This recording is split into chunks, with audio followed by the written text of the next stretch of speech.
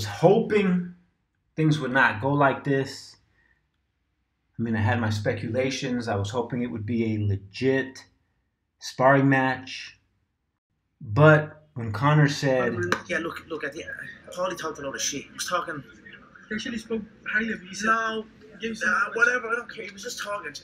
Look, he's been brought in to spar, and then he'll answer to what he's been saying, and then we'll go from there after that. But Conor, we're going to have a knock in the gym. So he's not there to help you. I mean, look, we're going to have a knock, and he's going to have to answer to what he's been saying. Then maybe we can...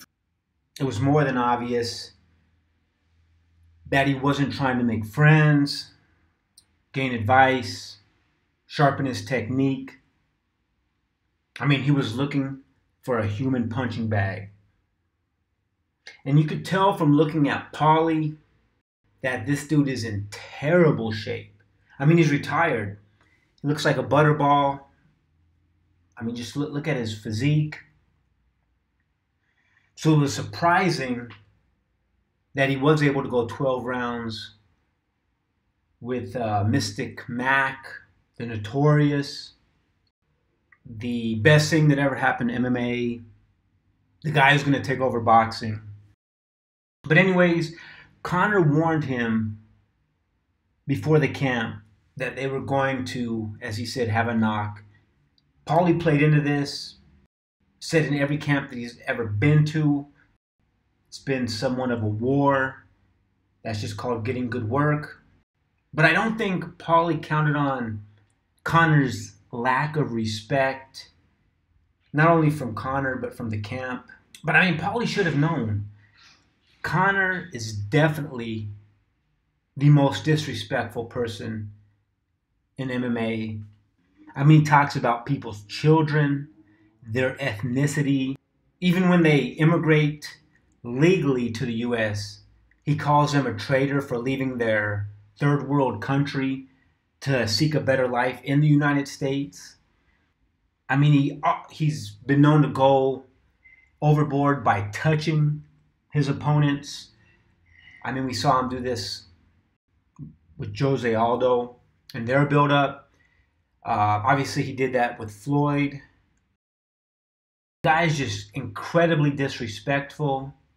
I mean, he even sucker punched Nate Diaz, and Nate kicked his ass for it. But can you imagine another fighter getting away with that and getting no repercussions from the promotion or from the commission? So, I mean, obviously he's going to continue to do it. He did get fined for throwing bottles of water and energy drink, Monster energy drinks. I think he hit a 12-year-old girl or something. I think that got settled under the table. But I mean, he got a fine, which was very steep. He kind of finagled his way. He said, I'm going to put together the biggest fight. Can you reduce my sentence? But I mean, think of the damage. Throwing a water bottle is one thing. Throwing a can of Monster, those big Monster drinks. I mean, you can seriously injure someone. There were children around. I don't think he really hurt the 12-year-old girl or 13-year-old girl, but the potential was there to really injure her. I mean, this guy is totally disrespectful, so it's kind of surprising that Paulie did not know what he was getting into. I mean, it makes no sense for Paulie to cry about it now. I guess the rumor even has it that Joe Cortez, the ref, had to break them up on a couple occasions because, I mean, things really got real. You know, Paulie does have a big mouth. Conor has a huge mouth. And, you know, kind of like I was thinking, they were going to actually really fight, not just spar. So Paulie did what he believes is best, and he left the camp, which kind of makes him look, yeah, it could go either way. It kind of makes him look kind of weak. But, I mean, he's retired, man. And he looks chubby, out of shape. He proved his point if he did truly go 12 rounds with a fighter who's just a couple weeks out of a championship fight. But, like I said, I mean, Conor, Dennis Seaver, he called him a Nazi, pissed off the Jewish community. He called Nate a cholo, you know, aggravated the Latin community. He's like a little cholo gangster from the hood, but at the same time he coaches kids jiu-jitsu on a Sunday morning and goes on bike rides with the elderly.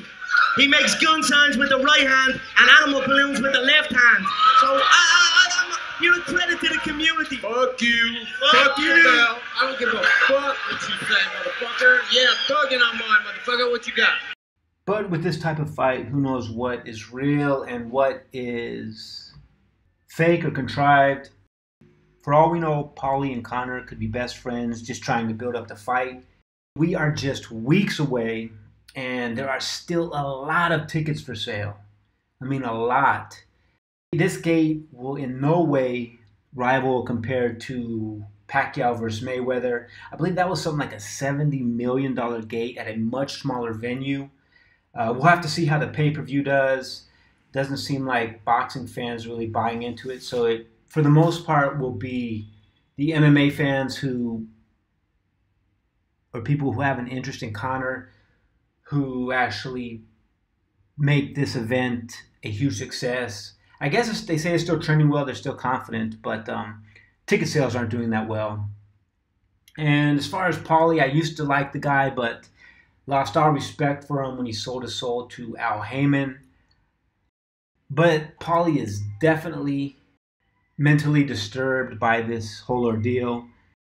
I have never really liked Floyd either, but it just shows how headstrong he is, how mentally strong he is. I mean, Conor tried everything, including crossing the line by touching him on his head, and never seemed to break Mayweather, which is very impressive. Conor can't get him to fight out of character in the fight.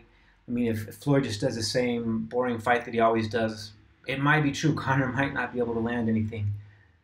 Conor's best bet would be to get into a slugfest with Mayweather, but the chances of that are almost zero. I'm just hoping that by some way Conor does not win. At first, going into this, I was indifferent, didn't really care who won. Like I said, I'm not a fan of Floyd, and kind of fan of Conor, but I just see if this win totally could potentially ruin boxing. I mean, it will just turn into a complete circus show. Of course, Conor will get a rematch. He'll probably get a fight with Canelo or Triple G, same thing. And every MMA fighter out there will want to follow suit and fight a boxer. And it's just going to turn into a total joke. Never really rooted for Floyd, but the way this is going, man, it's just going to totally destroy the culture. Your whole team. Them crackhead SS. Boxing does have a certain code of ethics. Some people break it, but putting out fake footage, if that is the case, is pretty low. We've seen other sparring partners say that they've done this and that to championship fighters who are getting ready, but setting out edited footage is pretty low. And most boxers know that, there's a certain leeway leading up to a fight, but most of them respect their opponent after the fight. Conor does to an extent, but he also continues to ridicule people that he's beaten, so maybe it's better that he just stays in MMA, who knows. Anyways, with all that being said, just kind of let you know my thoughts. Thought it was very disrespectful. Let me know what you guys are thinking. Take care and have a great day.